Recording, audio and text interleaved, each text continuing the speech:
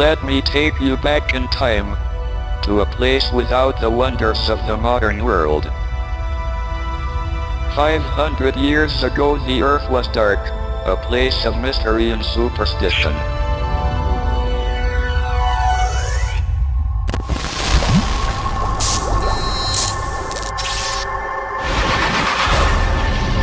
But then science changed everything.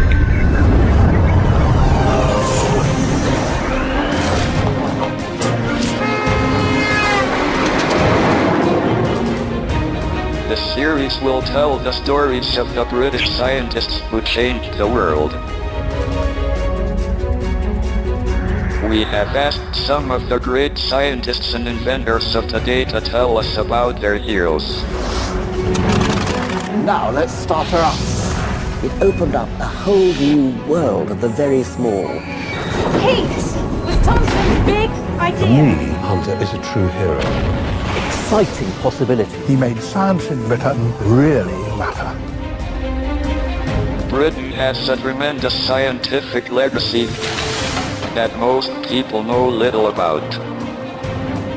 We want to set the record straight and put science back on the map. The world is full of wonders, but they've become more wonderful when science looks at them.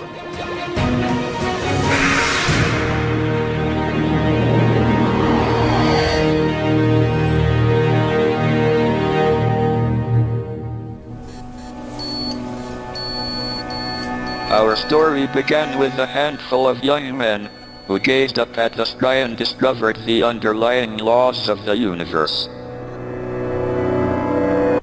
The generation which followed was just as extraordinary. Recorded here together in this group portrait, a crowded room full of brilliant minds. We want to tell you about 6 of them. Each of us has our favorites, from the son of a boat builder to the richest man in England, from a country doctor to a charismatic adventurer. At a time when there was no electric light, disease killed countless thousands, and most people knew little of the world beyond Britain's borders. These 6 men would use science to save lives, generate power, and allow man to fly for the first time. Between them they would transform the world and take science from the abstract to the practical.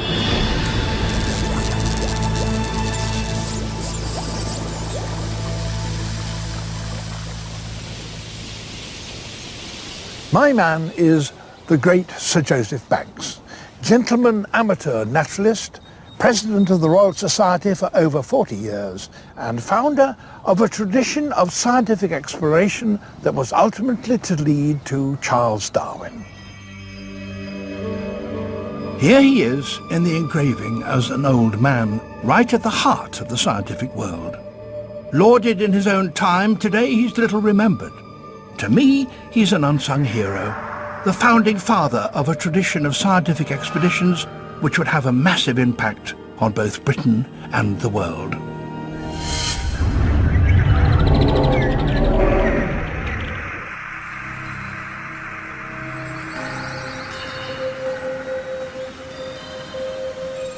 As a boy, Joseph Banks was a keen collector of insects and birds' eggs.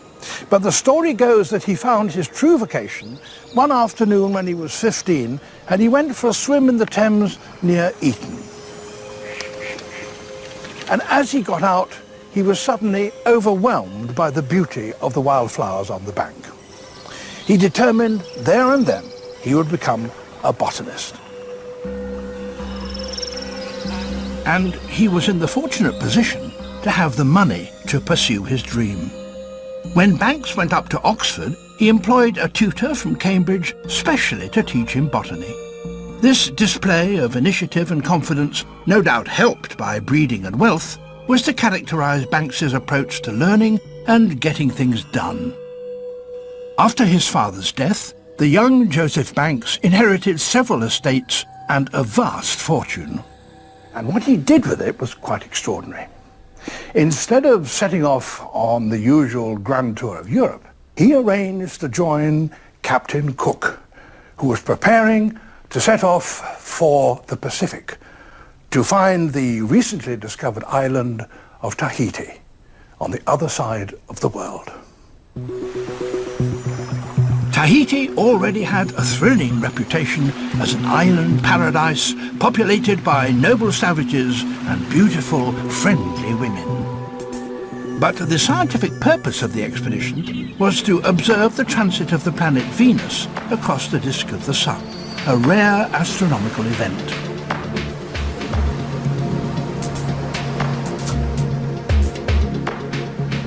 The measurement would help calculate the distance between the Earth and the Sun, and that would help in calculating longitude, essential for accurate navigation and in turn for the extension of British sea power.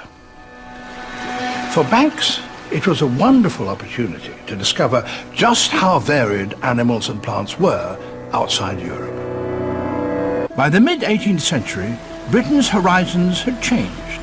She had colonies and trading posts in America, Africa, and India.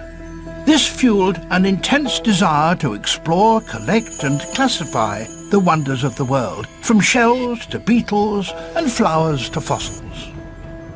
So Banks's imminent voyage was causing great excitement in the salons. He was already well connected and well known. Now he was going where few men had gone before, and who could tell what he might find there. He insisted on taking with him 8 companions and 2 greyhounds. But Captain Cook's ship, the Endeavour, was only 100 feet long, and it was already overcrowded. It had a crew of 85, astronomers together with their equipment, stores for 18 months at sea, a goat, and the ship's cat. Navy rules allowed each sailor only 14 inches of hammock space. Captain Cook's great cabin was only 12 feet square, but he would have to share it with Banks and 2 of his entourage, their scientific equipment, as well as all the specimens of fish, mammals, birds and plants that they would collect along the way. Uncomfortable, yes, but also extremely dangerous. As Dr. Johnson put it, a ship is like a jail with the added risk of being drowned. But apart from shipwreck, there was also the danger from scurvy and other diseases, and fatal encounters with natives in unknown savage lands. And indeed, of Banks's party of 8, only 3 would return alive. The Endeavour set sail from Plymouth on the 25th of August 1768, bound for the South Pacific and immortality. It would be 3 years before Banks saw England again, and he would come back with a huge booty of new specimens. These would capture the attention of the public and the king, and help Banks take science from the interest of the privileged few to an activity at the heart of the nation's pride and success.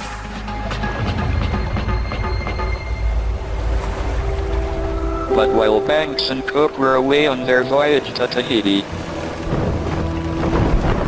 back in Britain a more humble man was dreaming of something so radical that it would transform the landscape of Britain and then the world.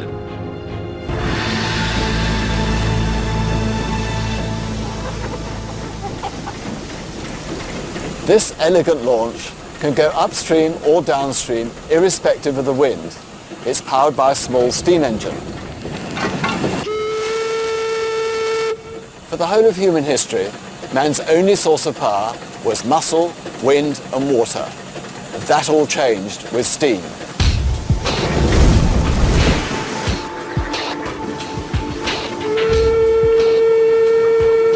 The man who discovered how to power the world was not a rich Etonian gentleman like Joseph Banks, but the son of a Scottish craftsman.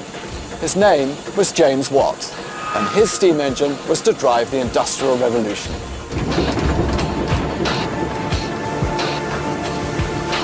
And while Cook and Banks were sailing to the other side of the world, Watt was struggling with prototypes in his Glasgow workshop.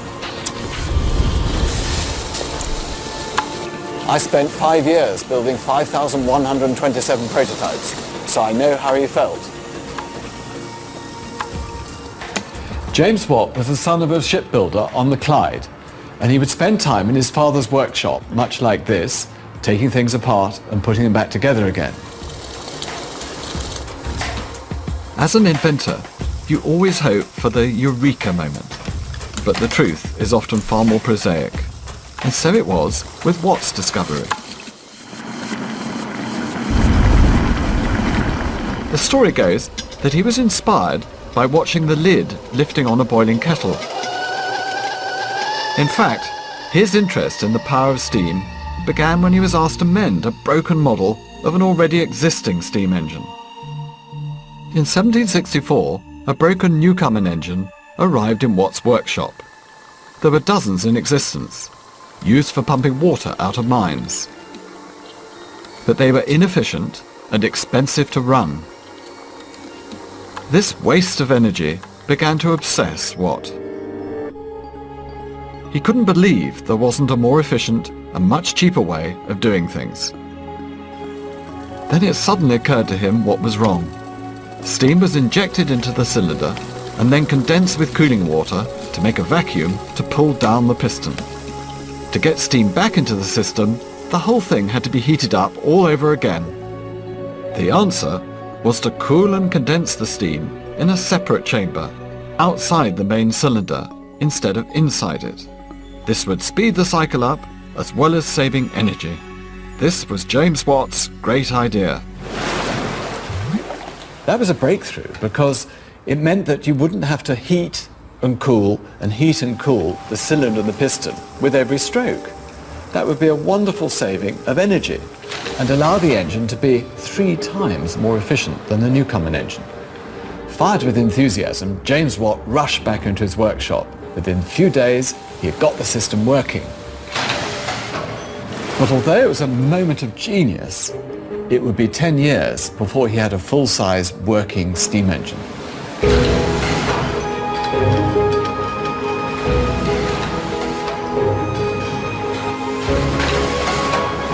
The future had arrived.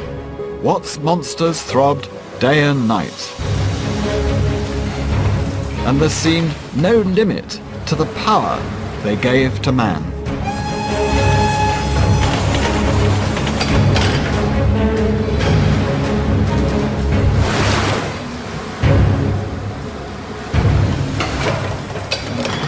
And here it is, a James Watt steam engine. Over here, we have the big counterbalance weight of 16 tons, and the pump can lift 3/4 of a ton of water up to 200 feet. And here's the piston going down into the huge cylinder. And underneath my feet, Watt's great invention, a separate condenser, out of the way, exactly as it should be.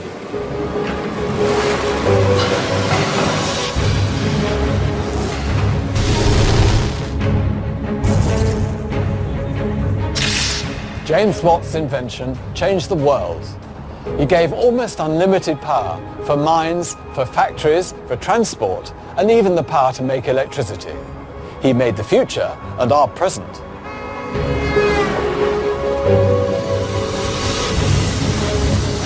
This was the beginning of the Industrial Revolution. Britain was the first nation to industrialize. Watt himself made a fortune, setting up factories, taking out patents, devising new and ever more impressive machinery to harness the power of steam. Where Britain went, the world followed, and the modern economy was born.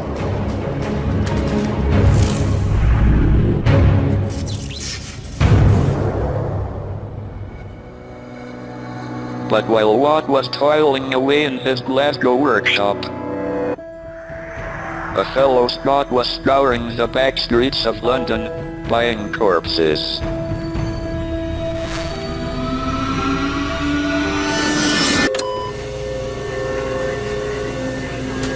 Modern surgery may seem miraculous, but in fact it's the result of centuries of research into the human body and how it works. and the roots of modern surgery can be found in the stinking streets and stools of 18th century London. Then, medicine was a horror show. But in the entrails of the dead, one man was seeking the truth. His name was John Hunter. And here he is in a painting by Joshua Reynolds in the Royal College of Surgeons. There's the intense look on his face, this obsessive workaholic surrounded by all the wonderful objects in biology which so fascinated him. But Hunter's interest in the wonders of nature was tied to his determination to discover how the body really worked, and so how to operate on it. An 18th century surgeon was more butcher than scientist. Cut and cauterize were the basic techniques, and speed was essential because there were no anesthetics.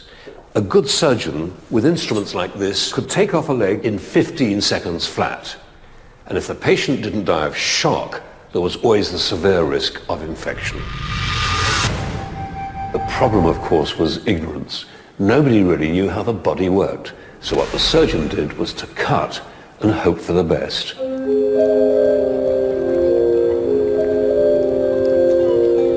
Like James Watt, John Hunter came from a relatively humble background in lowland Scotland. He came to London to join his older brother, already a well-established surgeon. John's most important job was finding bodies for dissection and demonstration. He mingled with the lowlife around Covent Garden, paying good money for fresh corpses. Some came straight from the gallows, others from the graves of paupers, courtesy of freelance body snatchers known as resurrectionists. But out of this gruesome world, he discovered he had an exceptional talent for dissection. Hunter's determination to drag surgery out of the Middle Ages and put it on a scientific basis meant making accurate maps of the body and how the parts interact and function. And that meant anatomizing both animals and humans, normal and abnormal. Hunter did hundreds of dissections, and little by little, he built up a detailed knowledge of human anatomy. This was the basis for his surgical technique. He soon built a reputation as the surgeon least likely to kill you. He knew what he was doing. And that's why he was willing to take on the cases nobody else would touch. So, in October 1775, when a ship's rigger called John Burley, with a facial tumour twice the size of his head, arrived at St. George's Hospital, he'd come to the right place. He had heard that John Hunter was different from other surgeons. Without that meticulous technique, and no anaesthetic, remember, the operation would have been unthinkable. But John Hunter did it in 25 minutes flat. And he says in his diary, the man did not cry out once. So this is John Burley's monstrous tumour. Look at this. This is a parotid tumour on the side of the face. And the facial nerve could be anywhere. And the thing that every surgeon dreads is cutting the facial nerve, which would leave his face paralysed. And here we see the result of the surgery with the scar afterwards. What Hunter has done is to make his incision sufficiently beyond the back of the tumour to avoid the facial nerve. That meant an excellent knowledge of anatomy. So he leaves this scar with no trace of facial paralysis, an eyelid that doesn't droop, and a straight mouth. A remarkable result. John Hunter wrote 3 great treatises, which became the standard works on human teeth, gunshot wounds, and venereal disease. He was appointed Surgeon Extraordinary to the King and became the highest paid surgeon in the land. But behind all his great achievements was a driving interest in the workings of the human body. He collected specimens of everything, and the interested and the well-connected all came to see his wonderful museum of anatomical curiosities. Much of his collection was destroyed. And this is the Hunterian Museum, where the rest of the collection is preserved at the Royal College of Surgeons. The museum is a testament to Hunter's passion for scientific experimentation and to his obsessive desire for collection. While his friend Banks had set sail for Tahiti to find the most extraordinary specimens he could, Hunter was scarcely less extreme. There's one last story about Hunter that I can't resist telling. It's about his interest in abnormalities and mutations, and intriguingly, it's hinted at in the Reynolds painting, here. These feet once belonged to a man called Charles Byrne, who eked out a living at fairgrounds and freak shows, calling himself the Irish Giant. John Hunter badly wanted him for his museum. The story goes that Byrne was so frightened of being dissected after his death that he asked his friends to bury him at sea in a lead coffin. But his friends betrayed him for money. Well, whether this is true or not, we don't know. But certainly we know that Hunter paid £130 for the body, a lot of money in today's terms, about £15,000. And he took the corpse, dismembered it, boiled it up in his great cauldron, and then reassembled the bones for display. And here he is, Charles Byrne, the Irish Giant, died at the age of 22. He had acromegaly, a tumour of the pituitary gland, so much growth hormone that he grew so large, so young, and died in consequence. But for me, John Hunter is a true hero because he informed so much of what we do. Even my own research has been influenced directly by him. His real legacy is not his marvellous museum, but the scientific rigour he passed down through generations of surgeons. Meticulous technique based on detailed anatomical understanding. He helped take surgery from butchery to science, a skilled profession based on real knowledge. Hunter was the founding father of modern surgery.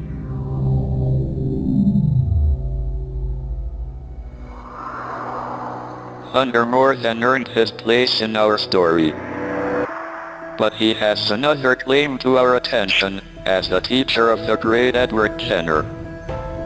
In 1796, Jenner would carry out one of the most important scientific experiments of all time, the results of which would ultimately save millions of lives.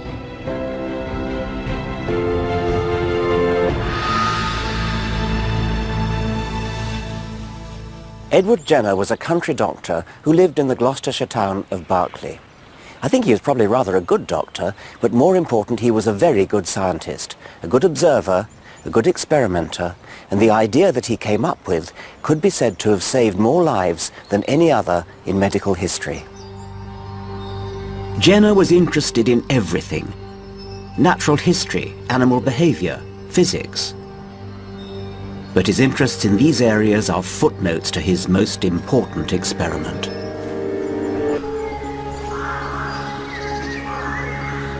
Edward Jenner took on the #1 killer in the 18th century, smallpox. It killed millions, and if it didn't kill you, it could still hideously disfigure you. It was something truly horrible.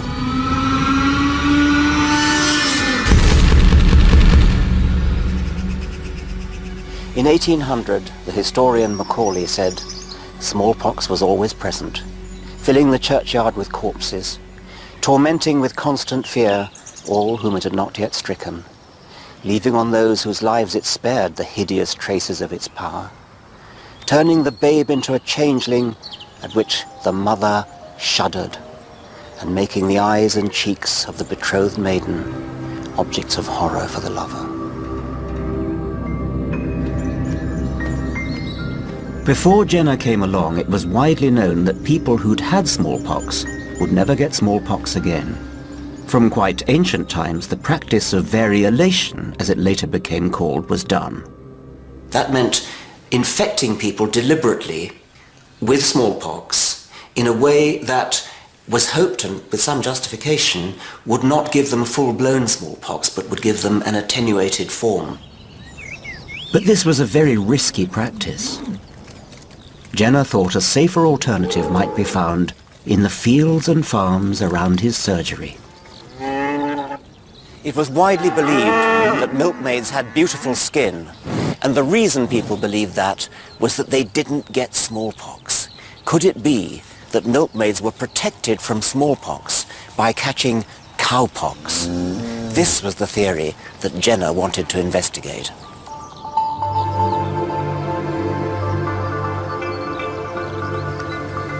Jenner remembered the maxim of his mentor, John Hunter. Don't think, try the experiment. And in April 1796, that's exactly what Jenner did. A girl called Sarah Nelms caught cowpox from a cow called Blossom that she was looking after. Jenner immediately swung into action. He took pus from Sarah's pustules and deliberately infected a boy called James Phipps, an 8-year-old boy who was the son of his gardener, with cowpox that he got from Sarah. Then, this was the daring part of the experiment, which would never get past an ethics committee nowadays, he deliberately infected James with smallpox. James didn't get smallpox. This was the key result. Jenner had demonstrated the possibility of vaccination. The story of Jenner and the milkmaid and the gardener's son is become a kind of iconic story in medical history. It's one of these stories which we like to hear, we like to tell. It kind of conveys the idea in a single vivid moment in history.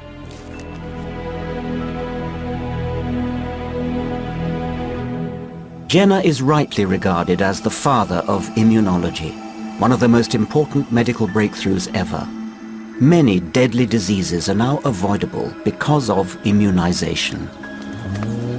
And as for smallpox itself, this is one of the great triumphs of medical science.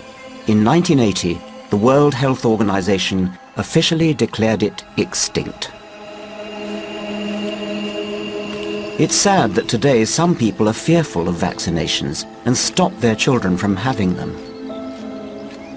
In Jenner's day, vaccination was a silver bullet which stopped the horrors of a deadly disease and probably saved more children's lives than any other medical advance.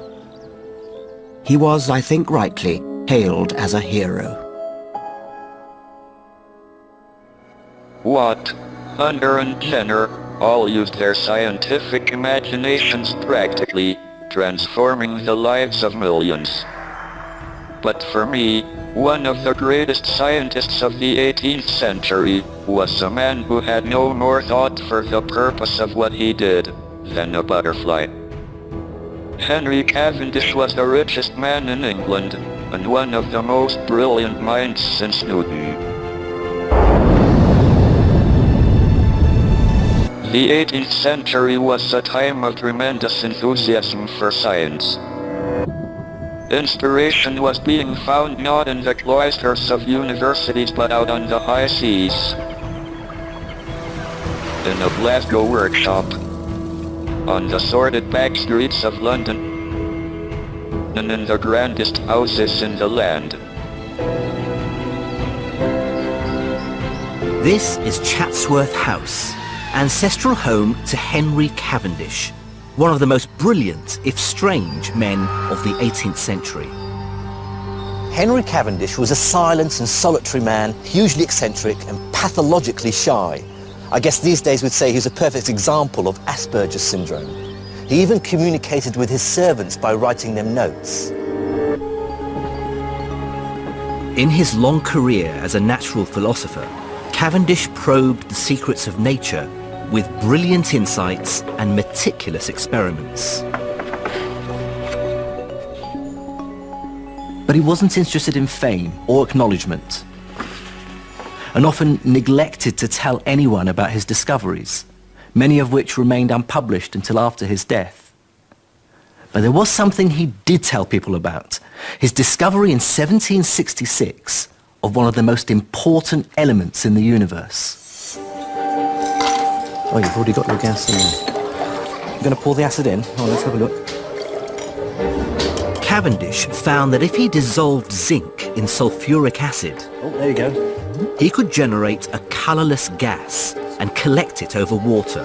It should make a loud and squeaky pop. I like pops in chemistry. He called the new gas inflammable air. Cavendish had discovered hydrogen, the simplest of all the elements, and the fuel that powers the sun and the stars. In fact, 3/4 of all the atoms in the universe are hydrogen atoms.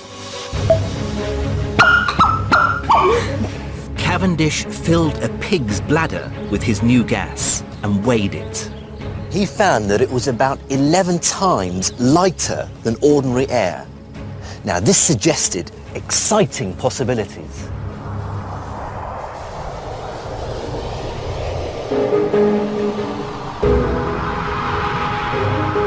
Before long, the first hydrogen-filled balloon rose into the sky.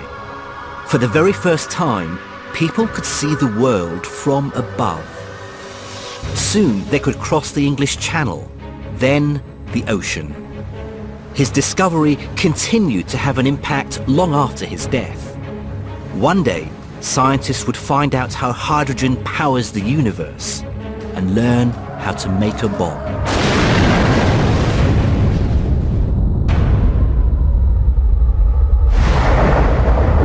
A result Cavendish can scarcely have dreamt of.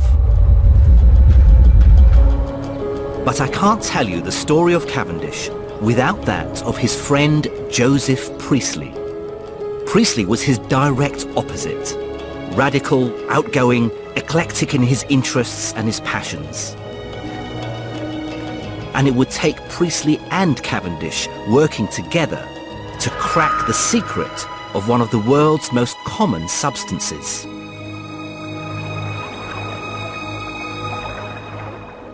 Priestley was a nonconformist preacher who believed that a scientific understanding of the world would bring man closer to God.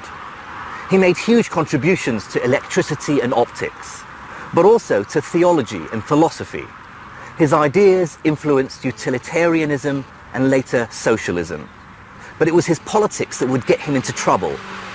When his friends held a dinner party in 1791 to support the French Revolution, patriotic rioters destroyed his house, and Priestley had to flee England for America, never to return.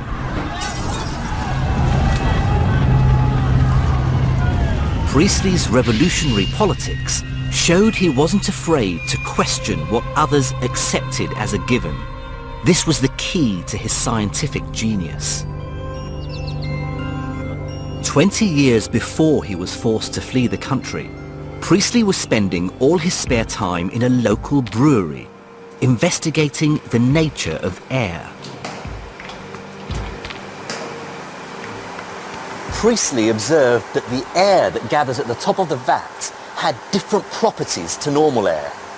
For instance, if he lit a match and held it over the beer,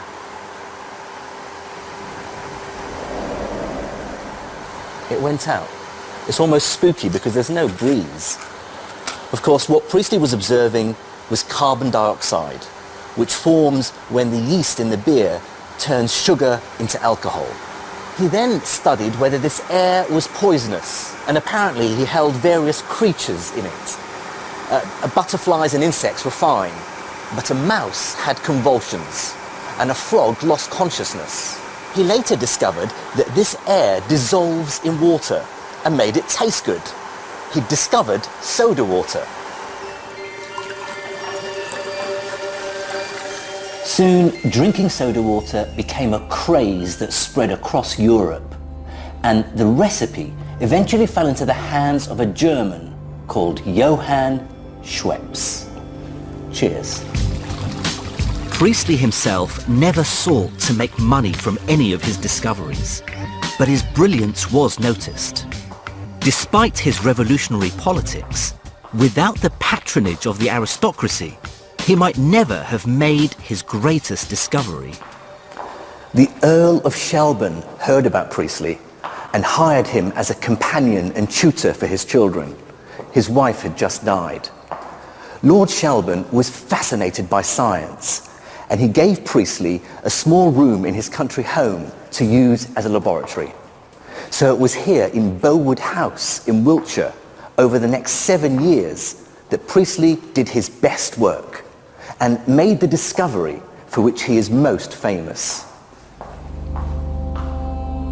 Priestley's own experiments had shown that a mouse in a sealed bell jar would soon use up whatever it was in the air that sustained life. But he discovered that if you put a mint plant into the jar, the mouse would revive. Somehow, the plant was processing the stale air and replacing it with fresh air. And it didn't have to be mint. Spinach worked even better.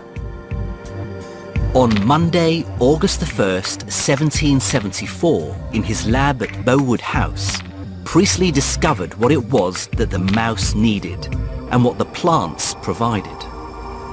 It was in this very room that Priestley carried out his famous experiment.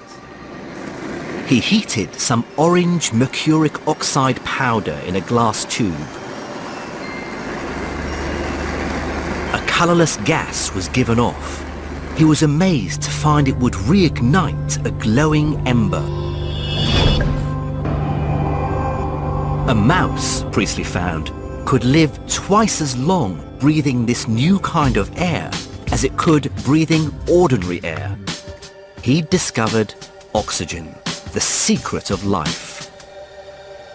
Priestley collected a large amount of it so that he could try breathing it for himself. And he liked it as much as the mice did. He wrote, "My breast felt peculiarly light and easy for some time afterwards. Who can tell but that in time this pure air may become a fashionable item? Hitherto, only 2 mice and myself have had the privilege of breathing it." Joseph Priestley is credited with identifying 10 different gases, including nitric oxide and ammonia, but oxygen was, of course, the big one. And it was this that drew him and the reclusive Cavendish together. Cavendish and Priestley did something else with hydrogen and oxygen, something very important. They found that a mixture of the 2 gases, ignited by an electrical spark, created water. So water wasn't a fundamental element after all, something that had been believed since the time of the ancient Greeks. They'd shown that it's a compound, 2 parts hydrogen to 1 part oxygen, H2O.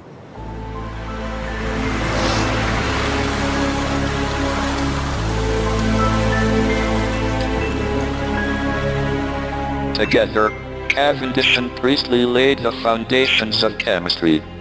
Theirs was a pure science, the impact less obvious than the work of Wodrow or Jenner, and far less exciting to the public than the return of Captain Cook and Joseph Banks from their long voyage to the southern seas, bearing exotic specimens from an unknown world.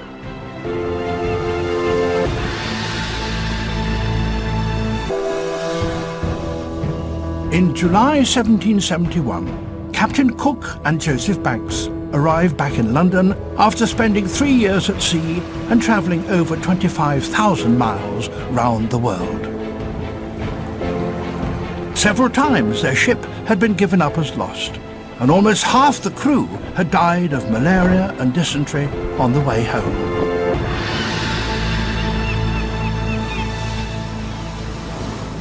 Cook and Banks were national heroes. For surviving, yes, but also for the wonders and the stories that they brought back with them. They'd mapped New Zealand and they'd claimed Eastern Australia for the crown. They called it New South Wales. Banks was painted by Joshua Reynolds as a romantic hero. Young, handsome, charming, and full of traveller's tales, he was the man of the moment. Stories of erotic adventures in Tahiti only increased the admiration and wonder he inspired in London society.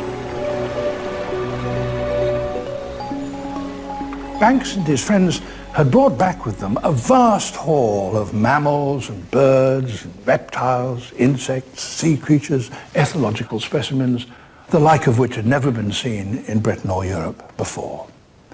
Many of those actual specimens have now disappeared, but there are lots of drawings and paintings to show us some of the wonders that Banks and his friends encountered.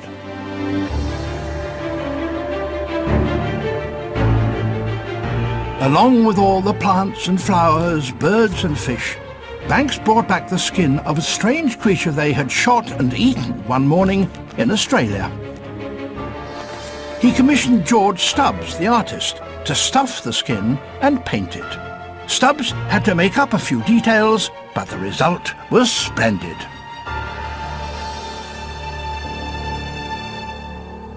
The kangaroo caught the public imagination, and soon Banks would thrill London with another exotic creature.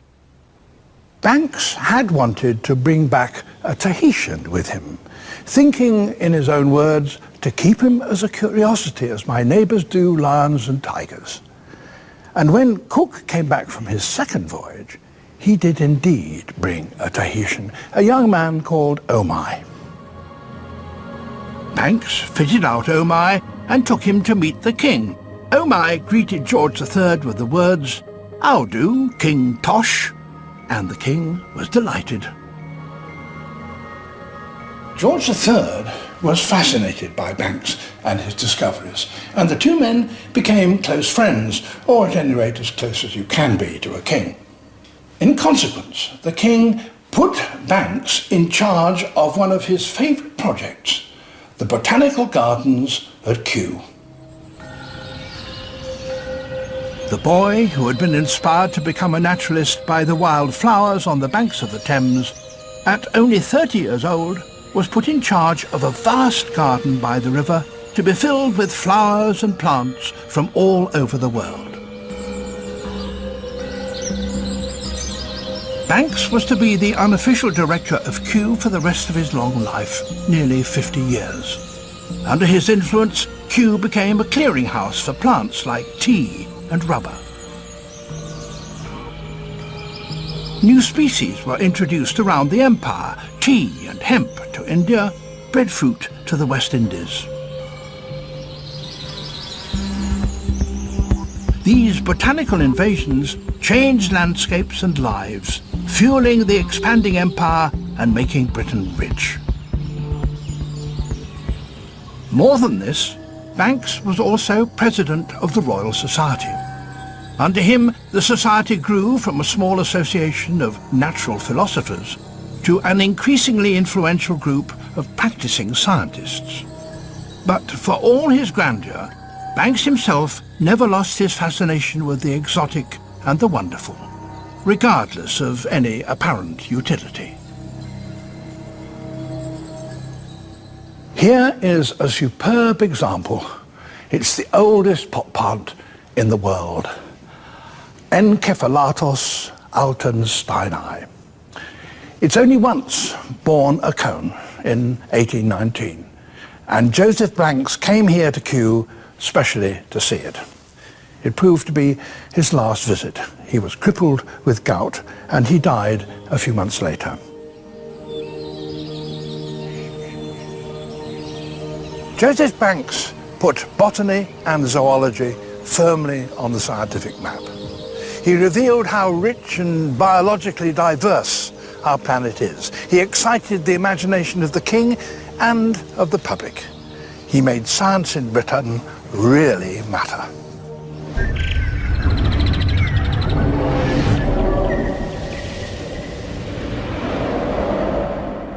By Banks's death in 1820, science in Britain had come of age. The generation before them, Newton, Hooke and Halley, had turned their attention to the great puzzles of the universe. Banks and his contemporaries had taken science out into the world. James Watt's engines were transforming the landscape. The first great battle of the long war against disease had been won, and Banks's work at Kew was helping make Britain and her empire rich. This engraving was commissioned for sale to the public in 1861, and it shows how much scientists themselves had changed. This was not just a few independent thinkers, but a whole roomful of men, publicly celebrated for fueling the powerhouse that was Victorian Britain. Like the generation before them, it was curiosity which drove them. Between them they had shown that science could explore the world and transform the way we understand the very air we breathe and the water we drink.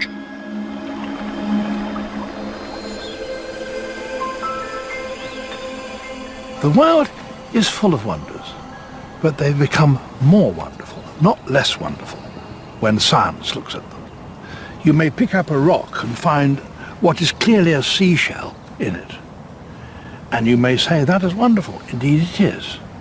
But it becomes more wonderful when you know that it is 150 million years old and was laid down at the bottom of the sea. And science is full of those revelations. How wonderful it is that water can rise from the ground here and come out to the top of these trees behind me.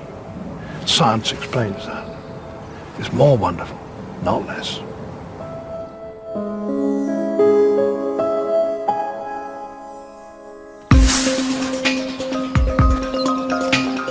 Next time, big ideas about energy, engineering, and evolution.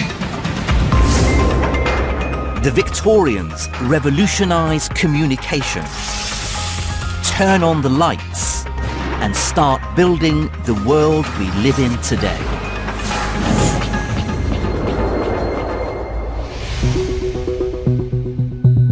Genius of Britain continues over the next 3 nights from 9 o'clock here on 4. Tomorrow night from 10, a woman who can't stop physically growing on turning into a giant. It's a Body Shock special. And next tonight, Darren Brown investigates the claims of a man that he can banish nasty spooks. The Ghost Hunter.